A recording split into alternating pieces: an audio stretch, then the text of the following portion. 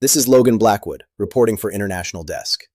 A sitting American president just used the words total destruction as a direct warning to a foreign power. Not a press secretary, not a spokesperson, the president himself. And within minutes, those two words were being read inside government buildings in Moscow, Beijing, Tehran, and Brussels. Leaders were on the phone. Advisors were being pulled out of meetings. Because everyone understood this was not a slip, this was deliberate. And the world just shifted. In the next few minutes, I'm going to show you exactly what Trump said, why he said it right now, what the target of that warning is calculating in response, and what this moment means for global stability. Because this is not a campaign speech. This is not political theater for a domestic audience. The consequences of language like this are real, and they move fast. Think of it this way. Imagine you are in a negotiation.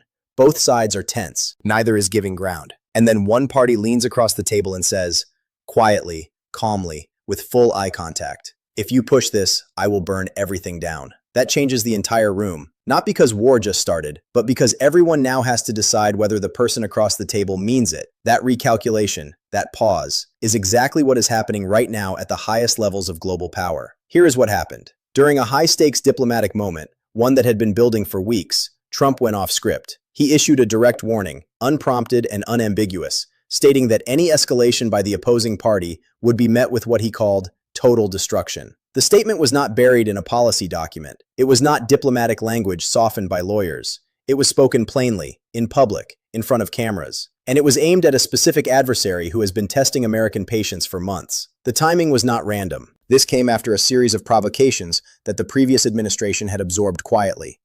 Military movements near contested zones, shipping incidents that were never formally acknowledged, back-channel communications that went nowhere. Trump's team had been watching all of it, and they made a deliberate choice. Stop absorbing, start speaking loudly. The statement landed like a stone in still water. Allies called Washington asking for clarification. Adversaries went into emergency sessions. Neutral nations that were carefully managing their relationships on both sides of this equation suddenly had to pick a position. Because neutrality becomes impossible when one party starts talking about total destruction. But here is where it gets serious. This is not the first time an American president has used extreme language to signal resolve. Ronald Reagan did it. George W. Bush did it after September 11th. Barack Obama drew red lines, and notably, did not enforce them. The world remembers. And that history matters enormously here, because the credibility of this statement depends entirely on whether the adversary believes Trump will follow through. And this adversary? They have spent years studying American political will. They watched what happened when red lines were crossed without consequence. They calibrated their aggression accordingly. So when Trump says total destruction, the question every intelligence analyst is asking right now is not what Trump meant. It is whether the target believes him. Let's look at the evidence. Here are the facts on the ground. Receipt number 1. The statement was not walked back. In the hours after Trump's warning, every opportunity existed for a White House aide, a press secretary, or a senior official to soften the language, to say the president was speaking rhetorically, or that the comment was taken out of context. None of that happened. The White House let the words stand. In diplomatic terms, that silence is a confirmation. When a government does not correct a threat, the threat is policy. Receipt number 2. U.S. military posture in the relevant theater has shifted. In the days surrounding this statement, American naval and air assets in the region were quietly repositioned. Force readiness levels were elevated. These are not visible moves. They are the kind of adjustments that intelligence agencies track and that adversary governments notice immediately. The statement and the movement together form a message that is impossible to misread. The United States is not bluffing. Receipt number 3. Allied governments are now receiving direct briefings. Multiple NATO partners and Pacific allies were contacted by U.S. officials within 48 hours of the statement. The content of those briefings has not been publicly disclosed, but the fact that they are happening, urgently, at senior levels, tells you something important. Washington is preparing its allies for the possibility that this escalates. That is not standard diplomatic protocol after a rhetorical statement. That is contingency planning. But here is where it gets worse. The adversary's response has not been silence. It has been defiance. State media in the targeted country ran coverage framing Trump's warning as aggression, as proof of American imperialism, as evidence that their own hardline is justified. That is not the response of a government preparing to de-escalate. That is a government speaking to its own domestic audience, building a narrative that will sustain public support if this gets worse. And this is where everything changes. When two sides are simultaneously preparing their domestic populations for conflict, one side through military signaling, the other through state media framing, the space for diplomacy gets very small, very fast. Both governments are now locked into positions that are difficult to walk back without losing face. And in geopolitics, face is not vanity. It is survival. Leaders who appear weak domestically rarely survive long enough to finish a term. There is one more layer here that almost nobody is talking about. Trump's language was not just aimed at one adversary. It was heard by all of them. Iran heard it. North Korea heard it. China heard it. And China is in the middle of its own calculations about Taiwan, about trade, about regional dominance.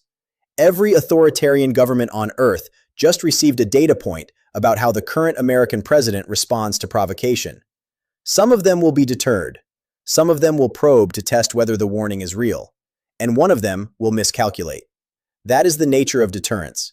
It works until it does not. Let's talk about what this means for the world. For global markets, the immediate effect is uncertainty, and markets hate uncertainty above almost everything else. Defense stocks moved, energy prices adjusted, currency flows shifted towards safe haven assets. None of these moves are catastrophic on their own, but they are signals. The financial world is quietly pricing in a higher probability of conflict than it was last week. For America's allies, this is a complicated moment.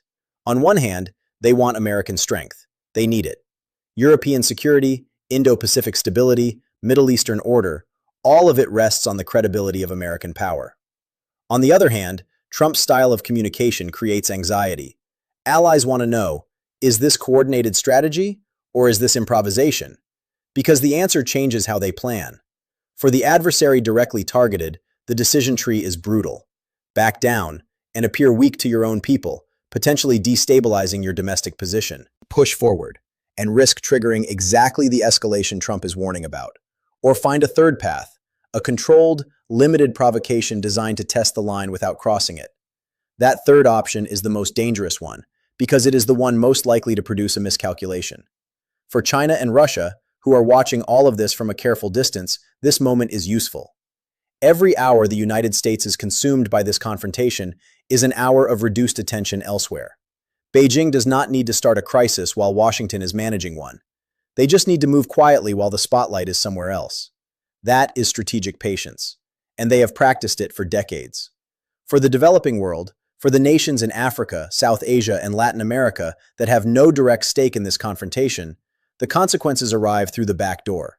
Energy prices, food costs, dollar-denominated debt, currency pressure. When great powers collide, smaller nations absorb the shockwave without any ability to shape the outcome.